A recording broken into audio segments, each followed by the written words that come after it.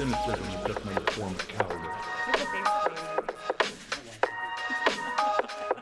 For our sergeant are not interested in a midlife crisis. We were to do our freaking work. Hello, everyone, and welcome to episode 25 of the Spotlight Podcast, Success Stories for Veterans, where it is our job to break down and analyze Titans from both the military and civilian communities to discover their tactics, their mindset, and their systems so that you can take those and apply them to your life and ultimately to your transition.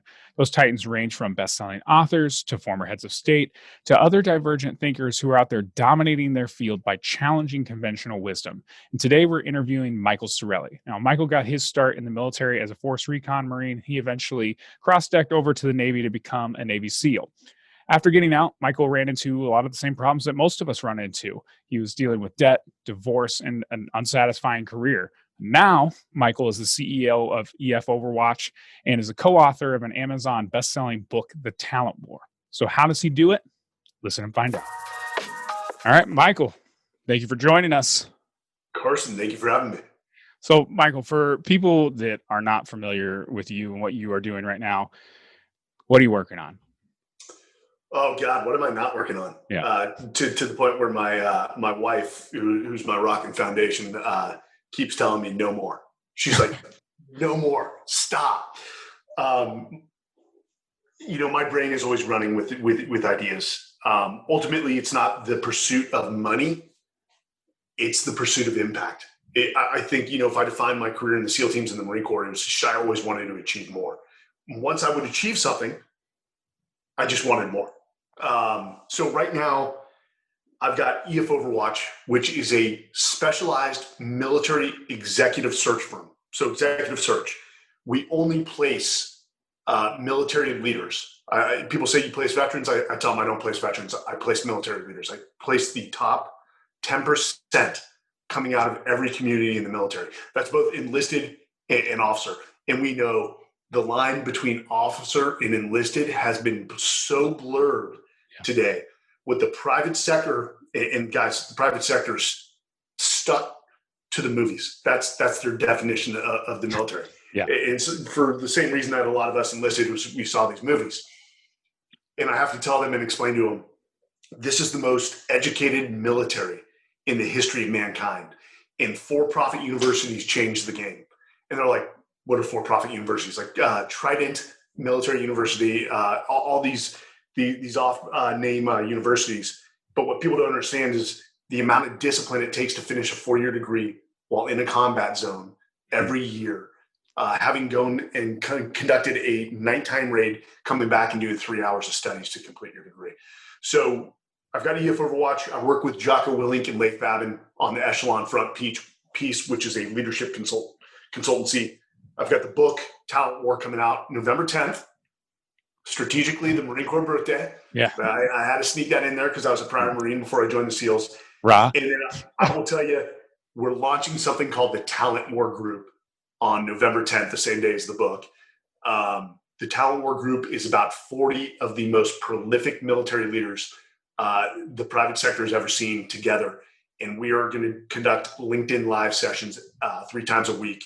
I mean, I've got like the former TF-160th commander. I've got British, Canadian, tier 1 operators, and all these military leaders, what they have in common is they've been successful in the business sector. So not just one domain, they've been successful in 2 domains, which is, proof of their hypothesis that leadership totally translates.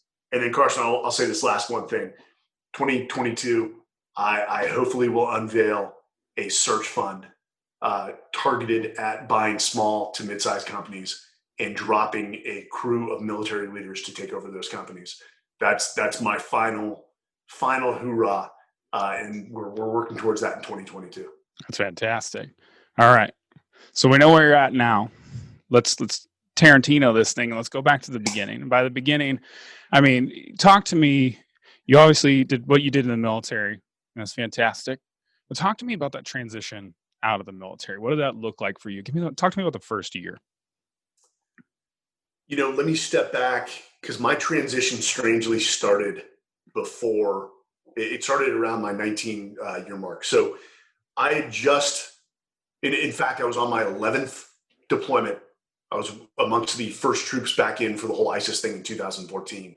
Okay. And it was my final sword in the sand moment.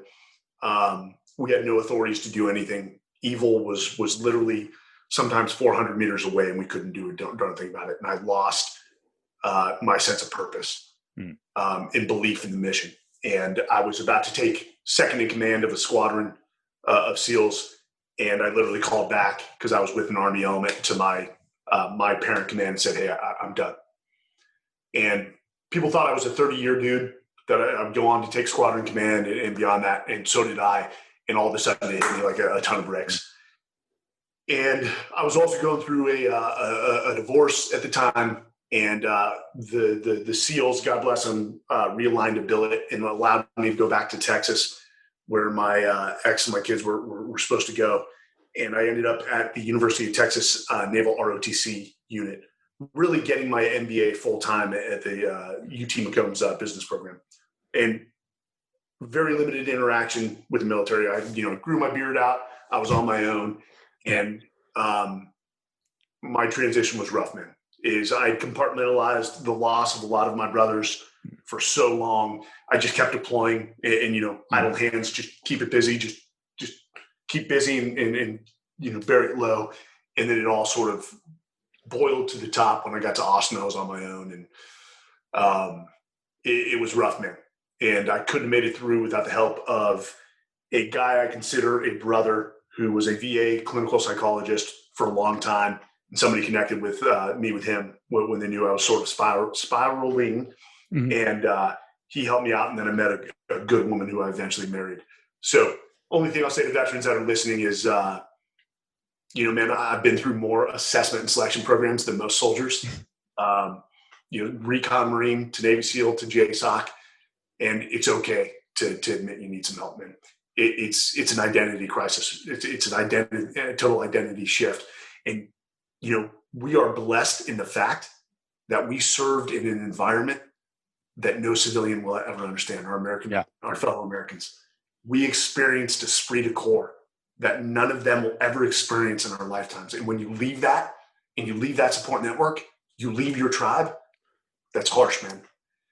And I'm a pretty tough dude, and I did it. I did all my spiraling behind closed doors, and I would put a veneer on and go out the door every day. But even then, even though I was dealing with my transition in the psychological component of it, I still, what's core to me is like, I'm still going to accomplish things. And so I'm still active duty. I'm still, I'm going through a full-time MBA, and I'm like, you know what? I'm going to start a foundation. And guys like General Tony Kuklo, Admiral McCraven helped me get this thing off the ground.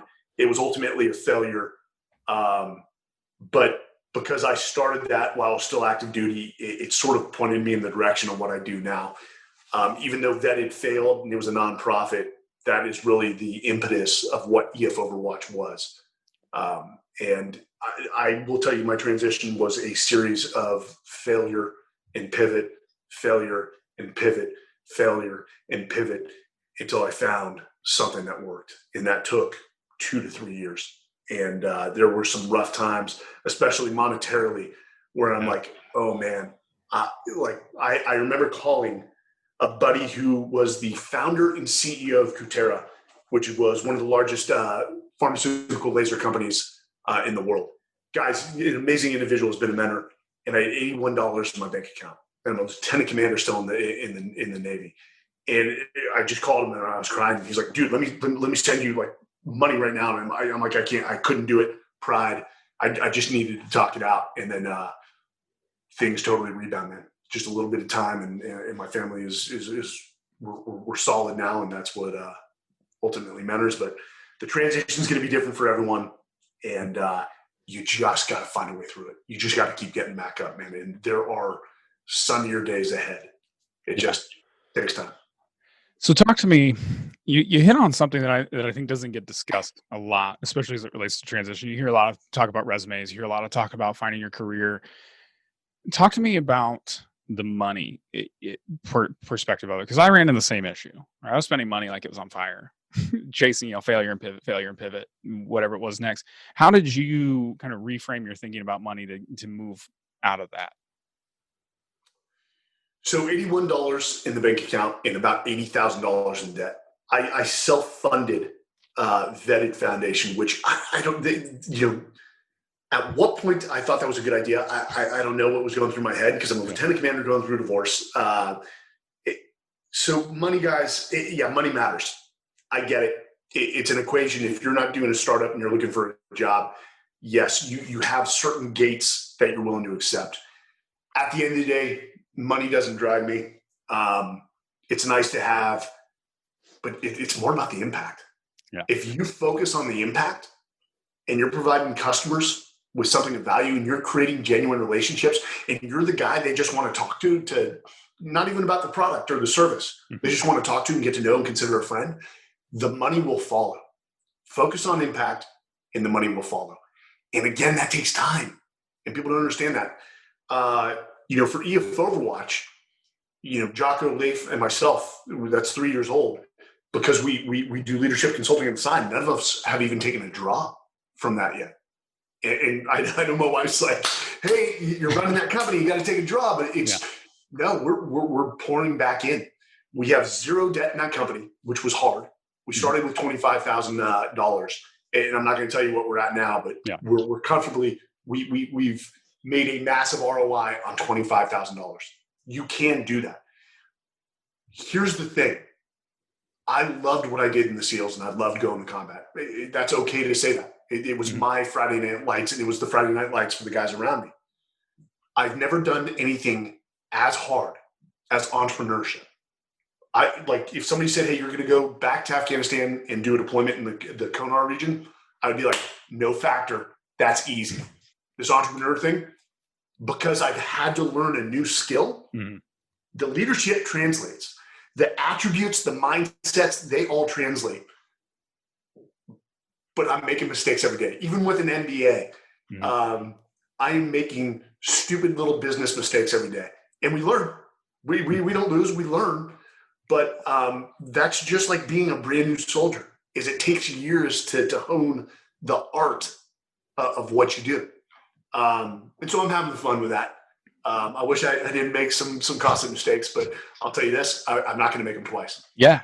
There's a lot of value in that. So when you make those mistakes, right? Let's say, I'm Mike Sarraille and I'm sitting in my office. I'm like, damn, I just ruined that. I screwed that up. Yeah. What is your next action step? How do you go about fixing the mistake and ensuring that you don't make it again?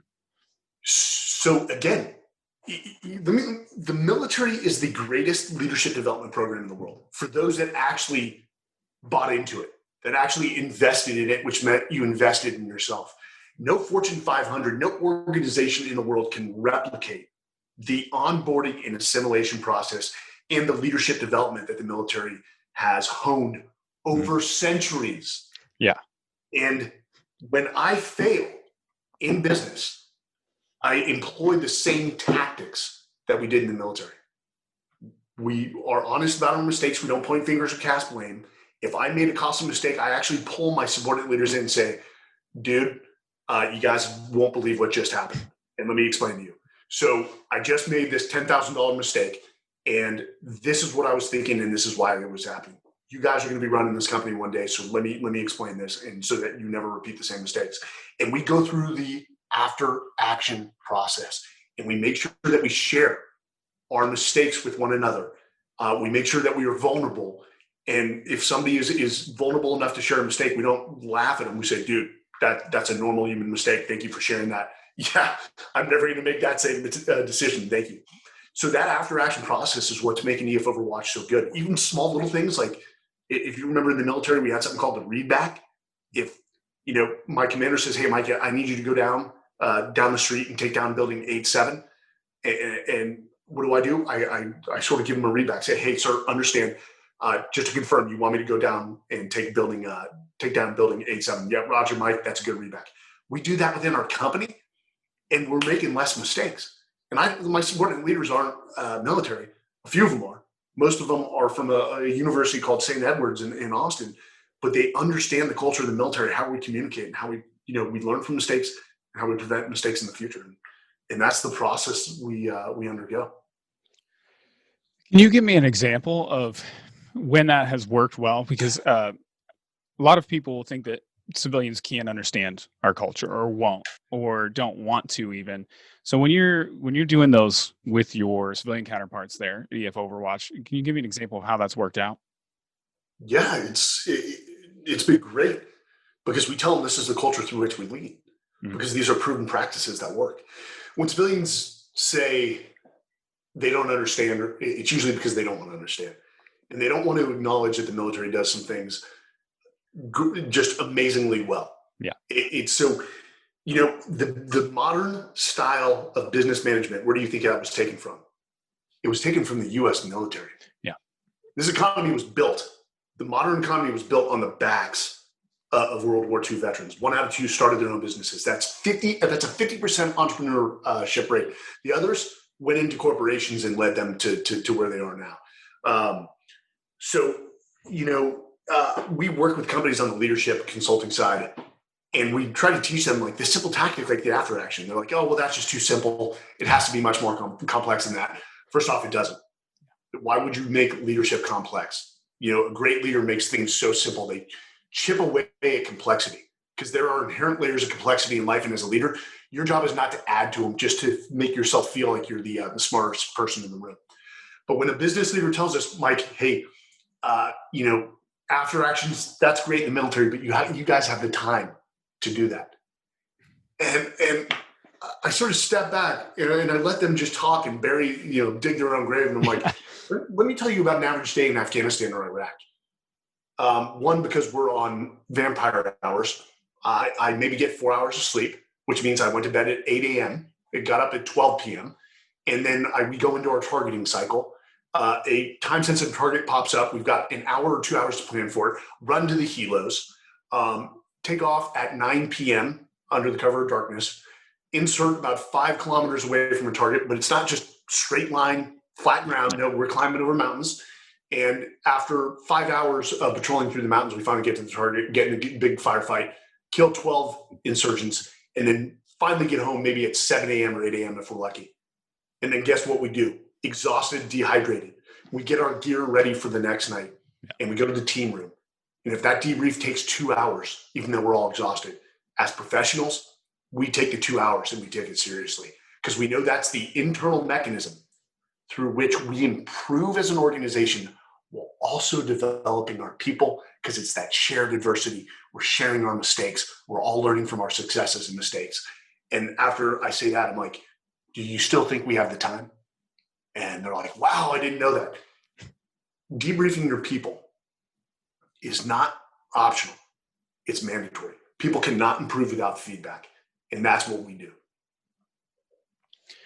So if I'm a veteran and I'm an ambitious veteran and I'm out there in this working world and I understand that there's this limitation possibly on thinking within the civilian mindset for that, how can I kind of start to bridge that gap within my own company? So, you know what? Stop trying to change other people and just become a multiplier to their culture, and do it subtly. Don't do the direct, don't do what some veterans do, which is the direct full frontal assault and get aggressive with people and say, no, we got to do it this way. This is how we do it in the military. Build consensus. I know that sucks, but actually, guys, and I'm going to coin this, I need to trademark this. The transition is like the last form of counterinsurgency that you will ever fight. Now, these are our fellow American citizens, and at the end of the day, you're an American citizen. Don't tell me you don't have something in common. Yes, they may not understand your experiences from war. That's fine. That's why we went over, so they don't have to understand those. But if you can't find a commonality with your fellow American citizens, it's not their problem. It's yours. Now, you build hearts and minds in the counterinsurgency. You win hearts and minds. That's what you have to do when you come home. And sometimes again, that takes time. And you envelop them, you flank them, and find another way to build consensus. If they have a certain way of doing things, do it their way for 3 months while watching and looking at ways you can improve, and then slowly try to say, hey, have we thought about maybe improving the process through this one little technique, and go for small little wins, because a series of small wins, guess what, turns into a massive impact on your organization. But you're probably going to get a no, and that's fine. You'll try maybe a week later. Hey, I just want to try this one technique. If you give me the leeway, let me collect the data, and if it doesn't work, hey, right on. We'll stick with your process. But I just want to see if I can improve, because all I want is for the organization to get better. And I guarantee they're going to be like, you know what?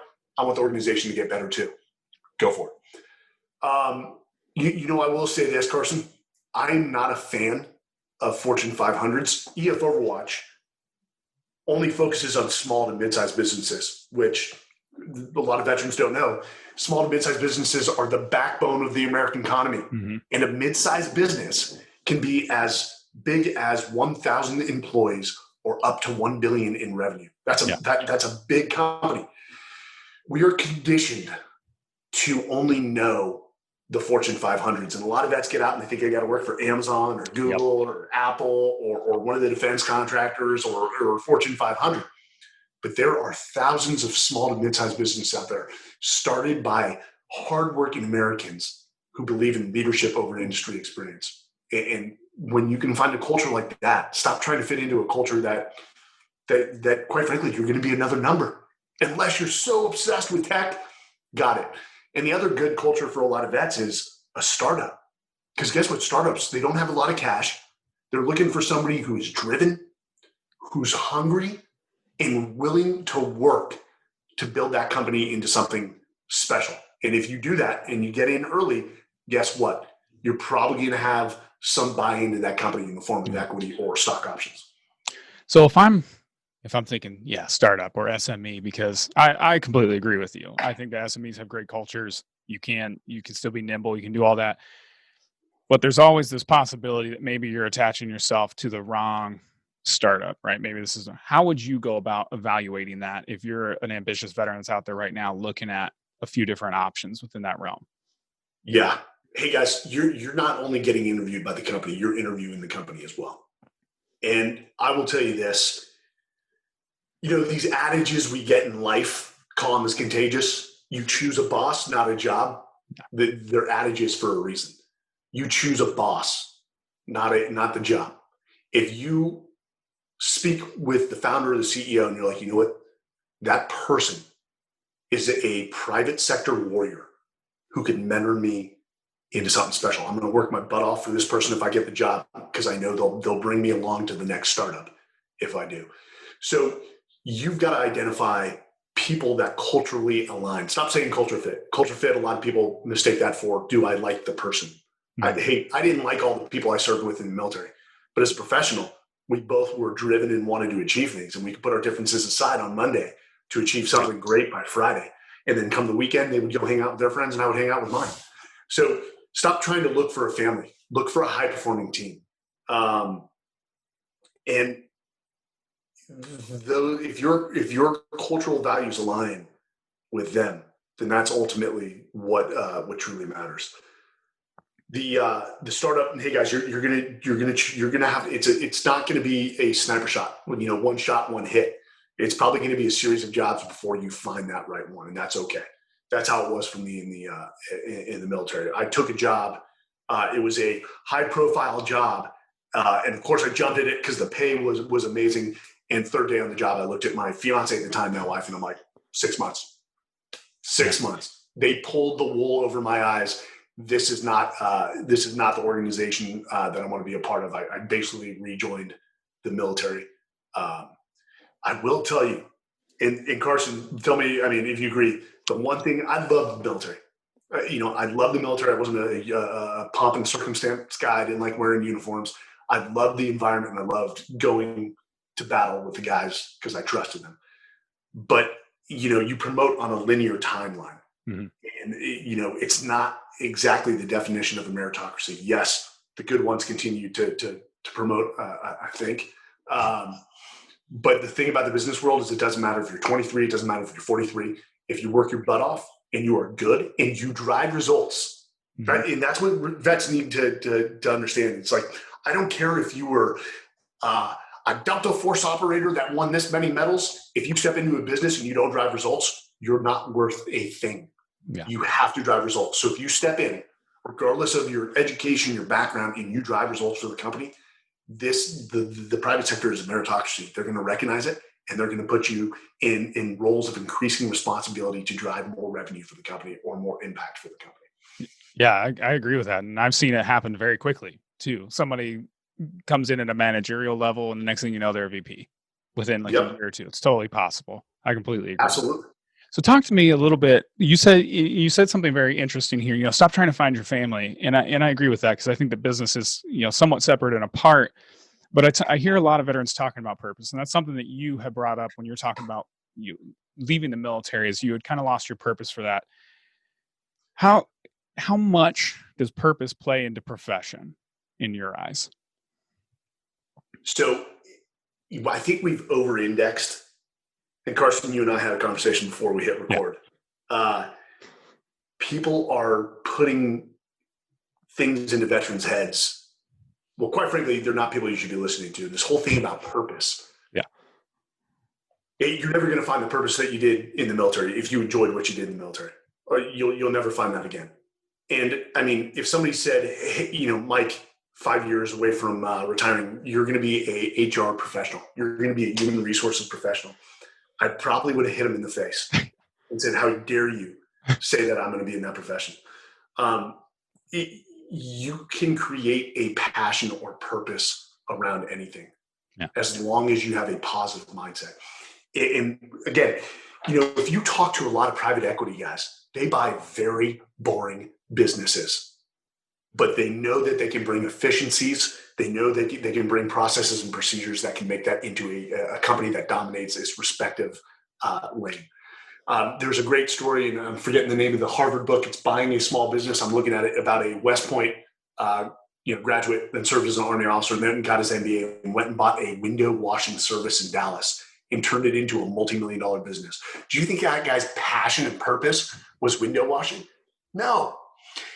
The purpose and passion should be, hey, this is the job I have, and it's a janitorial service.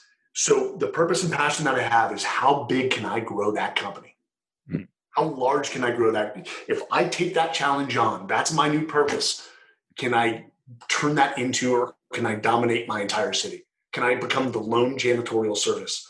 And that's how you create passion and purpose. But a lot of veterans get stuck just not taking any jobs or losing interviews because they don't show purpose or passion in the interview. And they're like, it's just not my purpose. It's not my passion. And they end up not finding a job for 3 years. You're like, no, you're actually in this cycle where you're the problem. mm. Um, and that's why find your why. Hey, my why doesn't freaking matter. If you want to know what my why is, it's that I've got 2 children Mhm. and a wife that I need to support. So if that means I'm pushing a broom, I'm going to be the best damn broom pusher in the state of Texas. That's my why. So I will do what's necessary to take care of my family, and I'll create a passion or purpose with whatever the opportunity is that's presented to me. Yeah, I think that's a very important point you brought up, Mike. Is that your job is probably not going to be the fulfilling destiny of your life, but looking outside of work and finding more meaning there. And you also talk about, and I want to jump to your book real quick, if we can talk about that. And you talk about looking at like the strength, or one of the litmus tests that you throw out there is the strength of the alumni network as a litmus test for basically the strength of a company, right? How can I, use these things outside of the company to my advantage, specifically like an alumni network, to kind of get a feel for whether or not I would like that culture? It's does this person speak with a certain amount of pride? I always use the Marine Corps. So hey, I was enamored by, and we just talked about Sean Connery in The Rock. That actually was one of the movies I'm like, because the Force Recon guys took over Yeah. Alcatraz and they eliminated all the SEALs in the shower room, and all those movies led up. I was enamored by the military, and I finally met a Force Recon Marine who, again, remember, I'm 18. I was probably 125 pounds soaking wet in this, 5 foot, 11, 190 pound Force Recon Marine steps in front of me. I meet him for the first time, and I'm like, dude, this dude is amazing. He was humbly confident, highly respectful to everyone, smiled. People just gravitated towards him. And I'm like, whatever organization that man's a part of, I am going to be a part of that. And I went on to become a recon Marine. That's the power of your alumni. And some people, a lot of people still introduce themselves that work for Google or I was a Googler. They have this sense of organizational pride. And if organizational pride is very high, I'm going to tell you that is a very dominant culture that you maybe want to be a part of. Now, to take this in a different direction, Carson, what's killing me is no one will hate a veteran's success as much as other veterans. And I've encountered that. We have the strongest alumni network in the nation, and we fail to capitalize on it as veterans. We fail to galvanize, and I don't know why. And we need a strong figure to do that. And we need to remain out of politics, which is unfortunate. Guys like Admiral McCraven are sort of getting involved in the politics, where other people like General Dunford, just total badass. Just he's like, I'm not a political being. The people will vote, and they will determine themselves. But when's the last time you saw veterans galvanize and march on Washington over an issue? Why aren't more veterans, rallying behind one another so that they can run for office, so that we can show people what real civil leadership looks like? Yes. And that's what bothers me. And quite frankly, I don't have a good answer for that, but we need some great veterans out there rallying the troops and sort of, creating the war cry of like, hey, we've got to do more as veterans. We serve our country. That service doesn't stop. We have to step back into the private sector. And at the end of the day, man, and Carson, I'm sure you'll agree with this, the U.S. military is pretty damn amazing. Shock and awe. But it's not the strongest power in the United States. It's our economy. And if veterans can understand that our new job is to contribute to the economy so that the next generation of military has the tools they need to wage war against our nation's enemies. And if you can find purpose behind that, it changes how you think about your role outside of the military. Yeah, a strategic role that veterans have. Absolutely. Yes. I completely agree. So if I'm a veteran and I need to be a part of this economy and I want to make sure that I'm attached to the right organization, you talk about continual development and investment in talent, in the talent war. If I'm a veteran and I'm on the outside looking in and I want to attach myself to something that at least takes me one step closer to where I'm trying to go to be a part of that solution, how can I evaluate whether or not that continual development improvement is actually happening within the company or organization? Honestly, much like we debrief our teams, you've got to do a constant debrief on yourself. And when I say a constant debrief, that is like nightly, that is daily, assessing where you're at. I don't like something to jump, but if I asked you, and I'll answer myself, you ask a young soldier, what is the most important piece of information on the battlefield?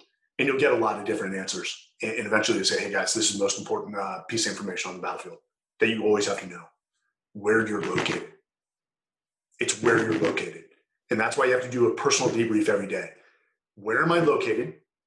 Do an inventory on your strengths and weaknesses and ask yourself, am I still on the path to where I want to go? And understanding that, you've seen those like iconic, the wall art that's all motivational. Success is not like this. Yeah. It's like this. It's maybe back a few steps. Maybe it's going in circles. And so not becoming defeated when you're still not on your path. When you feel you're off your path, that's okay. That's going to happen. But taking that personal inventory of your strengths, where you're located, and if you're still heading in a positive direction, it's on you, man. No one's going to manage your career like you. It's like a transition. So we're kicking something off with a company called Homefront Alliance around November 15th. It's called careerrecon.com. And it is going to be a jobs board, but my team from EF Overwatch is going to provide a lot of training. And for vets that sit through the training, I've got these two individuals, George Randall, prior Army, Carly Walden, prior Air Force. They are some of the best in terms of interview prep and career search advice. And, you know, you've got to define what success looks like before you even start that search. And a lot of vets don't do that. And there's a process that we're going to lay out through the training that I think is going to help a lot of veterans, and it's going to change their mindset of how they approach this thing. I love the TAPS offices, the transition assistance programs. I do. They've got good people that are good-hearted that want the best for veterans. Here's the problem with TAPS, if we're going to be truly honest with ourselves. Let's hear it. Is that TAPS are filled with people that never held a private sector job a day in their life. Is they hire some senior military members coming out, and they move right into that office. Veterans have to respect our civilian counterparts. I say the good ones, look at them as private sector warriors. That's my nickname for them. Identify the good ones who are warriors within their professions, and then latch onto them and suck every bit of knowledge from them that you can. And that's what you're looking for. Stop listening to other veterans who are only about 3 years into the job market or 5 years into the job market. Mm-hmm. They're still trying to figure it out themselves. But you latch onto that person who's been in the industry for 20 years, maybe has a few startups that they've created to a certain level and sold. Those are the people you want to view as mentors, just like that senior enlisted that mentored me as a young junior officer. Yeah. So who were some of those mentors for you? Who are those people that you looked out in the landscape and you're like, wow, I want to be like that? I was fortunate. There's a guy named Bill Campbell, who's known as the secret coach of Silicon Valley, also a book written about him called $1 Trillion Coach. And gentlemen like that gave me a lot of good advice. Evan Loomis, who's the author of Get Backed, which was published by Harvard. It's now like the Bible for pitch decks. The guy owns Saturn V. He has just multiple startups under his belt. Guys like that gave me their time and advice, and that's all I'm looking for is advice. Jocko and Leif helped me with the opportunity during my transition, since they had both been out for 4 to 8 years. Is you're really looking for somebody who's going to give you a step up.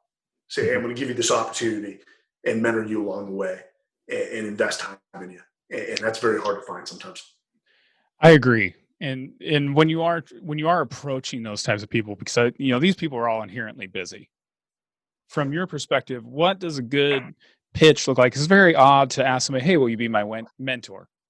How can you go about developing that relationship with some of these heavy hitters that are out there? Yeah. So don't ask, will you be my mentor? That probably sounds like a lot. You're like, are you off? You eating paychecks? What's going on here? No. So, hey guys, before you ever do an ask, before you ask anyone for anything, you provide value to them. So networking, which is part of the training we do with EF Overwatch, we develop something called the Accelerated Career Development Pathway. And I do a little 5-minute segment on networking. It's an art. And networking is the most powerful tool to find a job. Most jobs are found through networking, not submitting in a resume to Monster or Indeed.com. So you're going to have to make a lot of cold calls. In fact, I just talked to an F-18 pilot from the Marine Corps who made 500. He wasn't getting any traction. His resume, even though he was submitting it online, was not getting picked up. He wasn't getting any calls back. He said, screw it. I need to take ownership over my transition. Mm-hmm. And what you do, nobody's going to own your transition for you. You have to. He made 500 cold calls, got 80 meetings out of it, which led to additional meetings. Sometimes out of one of those 80, it led to 3 more meetings. And that's eventually how he got into a job, into a startup that was bought by Microsoft. You've got to take action. And so networking, you're going to determine who's going to give you their time and who's not. But before that, you got to give them value. What can I do for you should always be the first words out of your mouth, and you should be sincere about it. And if you provide them value, if you actually dig into who they are, if they have kids, what their names are, what their passions are, and I provide this in a networking Excel spreadsheet that I created, you will start to get another meeting. When you're an entrepreneur and you're trying to raise money, they say if you ask for money, you're going to get advice. But if you ask for advice, you'll most likely get money. What you're looking for is advice from people. Mhm. And sometimes you'll sit down with one individual and guess what? They're not the right person, but they can lead to 3 other meetings. And Yeah. out of those 3 meetings, you might find that one mentor.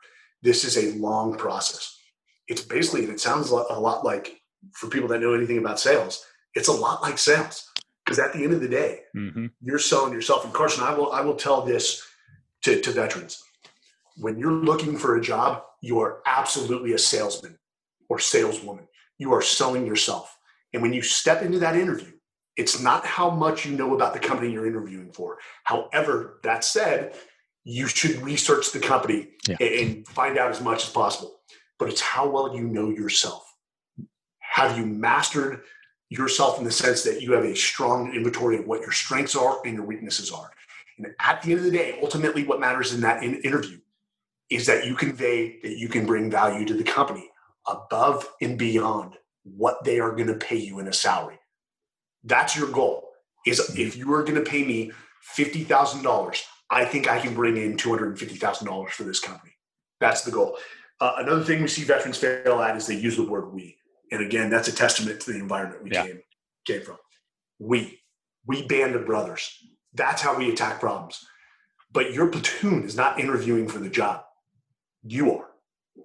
So in that interview, I know it sucks, guys. I know it feels evil and disgusting. You have to say the word I. In Afghanistan, I was leading 40 SEALs. We faced this obstacle, and I made this decision. I made a decision, oriented the team in that direction. And because of my actions and my decisions, the team was successful, and these were the results that were achieved. That seems pompous. It does. But guess what? That's what you have to do in an interview. Because if you don't do it, one of your civilian counterparts is going to do it, and they're going to get the job. So it's called a group called Canderful, which does interview training for veterans, calls it the humility index. And it's absolutely right. You have to shift from using we to about 75% I. Mm-hmm. Yeah, you can still use that 25% we and show that you're a team player, but it's ultimately what you can do and what you can bring to the company. I completely agree.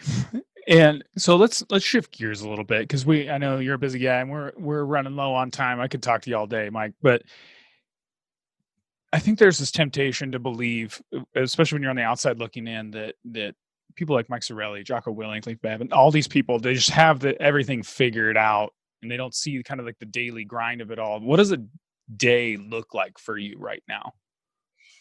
I have everything figured out. Baby, come here. My wife would be, she's like, this guy has nothing figured out. She has to keep me on track. Hey guys, I don't have it figured out. I teach leadership for a living, and guess what? The Dunning-Kruger effect. I'm now in the trough, the valley, the realization of I don't know what I don't know. And this subject of leadership is so vast, and it's so overwhelming to me. I've got so much more to learn. I've got about 40 more years to learn to say I think I know a thing or two about leadership. It's not about knowing everything or something. It's about having confidence in yourself, that no matter the obstacle, you will identify ways to win. And what that usually means is that you're going to get knocked down 20 ways, but you'll continue to innovate and adapt each time you're knocked down, each time you learn, so that you get 1 inch closer to achieving that goal. That's what's made us successful across our careers, Jocko and myself and Leif. Guys, like, what you don't see is the massive amount of failures that we've incurred, and the amount of times we've had to check our egos and say, you know what, guys, I don't know what the right answer is here, but we've got to take action. We've got to do something, because if we stand idle, that's the worst thing you can do in the battlefield. We've got to keep moving. Trust me, guys. They're like Carson. What you're not going to see is all the times that, I've been in my room with my hands in my face, just in tears, saying, "Oh my God, am I going to recover from this?" That's part of the process, guys. Failure is part of the process, but having confidence in yourself and knowing when to say, "Hey, I need a little help," and that's what we need to breed out of the military. The whole suffer in silence thing. Mm-hmm. I think we're on a track here, but you don't have to suffer in silence. You've got a strong support network. I will say one other thing, and I know this is sort of off topic. To my veterans, Do not lose the discipline which you had in the military and what you were taught. Get up early, work out. It's the whole man concept. We need you emotionally strong, we need you mentally strong, and we also need you physically strong. Because if you maintain that physical part about you, you deal with stress in a much more effective and efficient way. Sleep, take care of yourselves, and do not forget who you are. Do not lose the discipline. Do not lose the discipline. It is what ultimately will lead to success. And here's what people confuse is discipline and freedom. Two different sides of the spectrum. Discipline actually equals freedom. This is Jocko's book, Discipline Equals Freedom. It's the discipline to get up early, to get that workout in, and to start work before anyone else does. The discipline to stick to a best practice. What do we call them? TTPs or SOPs in the military? They're there for a reason. That's the old generation giving us their lessons learned. To say, hey, if you follow this, there's a 90% chance probability of success. Sticking with your processes and procedures. If we're honest with ourselves and we look at when things go wrong, we have no one else to blame but ourselves. Mm-hmm. When with this concept of ownership that Jocko talks about, extreme ownership, and this is what we need veterans to recognize, is you are not victims. You control the majority of your outcomes in life by how hard you train, how well you plan, how hard you prepare. If you do those things, if you're constantly debriefing yourself and working at your humility, you will control the majority of your outcomes. But with a lot of veterans, and it really just, I don't have time for it anymore, will complain about the transition and these civilians suck. And, say, hey, okay, you just defined the battle space. I got it. That's what we're dealing with. So we could sit here and have a hate session and get the haterade brewing, or we can just take action, knowing the battle space that we've been handed, and find a way to maneuver and win hearts and minds. One thing, and when we're talking about discipline, and this is one thing that I have run into with a lot of ambitious veterans, they do maintain some element of discipline, but they're potentially disciplined about the wrong things, or they're getting bad advice and they're staying very disciplined about it. How do you determine who you should be listening to versus who is just totally full of shit? Well, Dunning-Kruger effect. I want everyone to go look at this. I learned this from a Marine Corps gunny that I placed through EF Overwatch. He's a close friend, Pat Sauer. And this thing is so damn amazing. Basically, you've got confidence on the vertical vertical axis, and then knowledge on the horizontal axis. And when we're young and we think we have it figured out, our confidence is all high. And as you get older and you get humbled by life, you're like, oh my God. And eventually you get on the path of enlightenment. What a lot of veterans are looking at is social media. Social media has a purpose. You need to know how to use it and then put it down. It's not about how many relationships you have. It's not about the quantity. It's about the quality. And I'm going to tell you right now, the social media is filled with people that are the loudest person in the room, that have 1 million followers, and people listen to them and they've got no credibility whatsoever. So when you're looking at people to listen to, one, assess their credibility. This person has 5 startups under their belt, 2 were a failure, and 3 were total successes. They've got a track record. They've got credibility in the business space. And then you have to assess their character. This was another point. Veterans, my mom always used to say, old Italian adage, show me who your friends are, and I'll tell you who you are. Surround yourself with good people. So you've assessed their credibility. Now you have to assess their character. And trust me, man, I've met some highly successful people that are extremely rich in the bank, but poor in character. And I'm like, oh, okay, yeah, I'm going to back out of that relationship as quickly as possible. And just who they were, unethical, loud. I'm like, I don't want to be associated with it. So people are drawn to money. Well, this guy's got a jet. I don't care. Yeah. I don't have a jet. I'm never going to have a jet. I don't want a jet. I want to be surrounded by people that are positive. You look at Jocko, I think that guy makes good money. He doesn't care about the money, man. Mm-hmm. He cares about the impact. That's all he cares about. And it's the same way. I surround my people that care about impact and doing stuff and achieving stuff. And the money will follow. But assess credibility, and more importantly, assess character and make sure that their values align with yours. All right. So last question for you, Mike.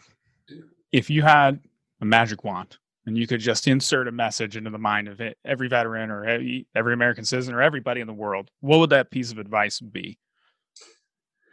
Well, man, it's hard enough to affect the 14 million veterans in this nation. My number may be off there. So let me just focus on my brothers and sisters in arms. Thank you for what you did. And you did it so that all the other 99% didn't have to go forward and do it. You don't hold that over their heads, but you have pride in the fact that you did it. Now, here's the thing I need us to do. I need us to set an example. The ultimate human that our civilian counterparts, our fellow Americans look at and they're like, there's something about veterans that are just different. Mm-hmm. There's something about that military service that created a common bond and also instilled in them values and discipline to achieve great things.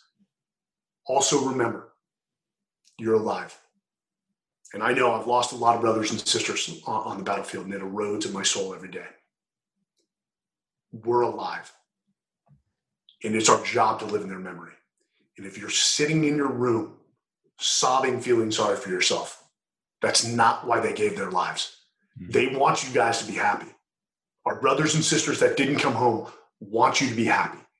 And they want you to uphold the memory of them, of what a military member is. And so I do believe that military leadership is the solution to all our problems in this nation. You look at what's going on in the national capital region, where we expect our leadership to set the example and to be the best, and we get the exact opposite, is to act with civility. And in the military, we were all political parties, but we had a common bond. And we could come together, even if we disagreed on the solution to something, and we'd find a way to build a coalition and cooperation just to solve the mission. And that's what we got to remember. And that's the example we have to set when we step out of uniform. Awesome. Mike, thank you so much for coming on, brother. I appreciate it. Dude, humble. Hey everyone, thanks again for listening to another episode of the Spotlight Podcast. And I just wanted to take a second to ask you who you think should be interviewed on the show. Who do you think is out there that's just absolutely crushing it that the veteran population needs to hear from? That's what we want to hear from you. Send us your suggestions to spotlight@thezenveteran.com. That's SPOTLIGHT